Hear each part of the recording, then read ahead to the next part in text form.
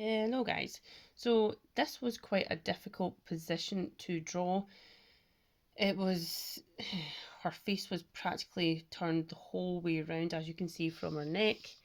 And she also had some detail in her hair. So, and her eyes, I should say her eyes were closed as well. So I did the best of what I could do.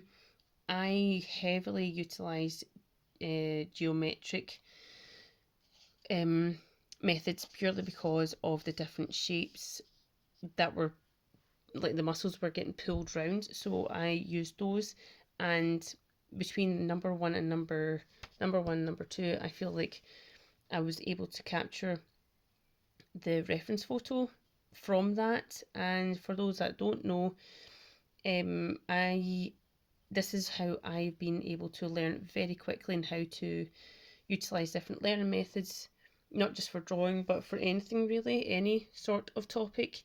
You can use these methods and gain more effective and efficient results. And yeah, I'm just really happy with how I'm progressing this quickly. I will actually show you also. This was one where I utilised Loomis method, as you can see from the circles within circles and then lines and different things. And that's one about 10 months ago that I drew. So my my sketches are becoming more,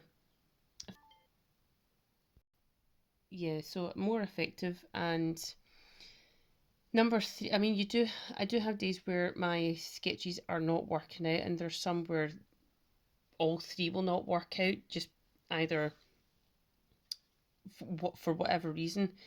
I don't know, but sometimes they just don't, and that is what happened to number three. Far too squashed, and like that much of it actually worked, but the face is just yep. So when I look back at these, I'm just going to be thinking, why on earth are you showcasing this on the internet? Because I'm keeping myself accountable and actually not having a massive ego and thinking I'm just the perfect artist. I'm not. I'm still massively learning, and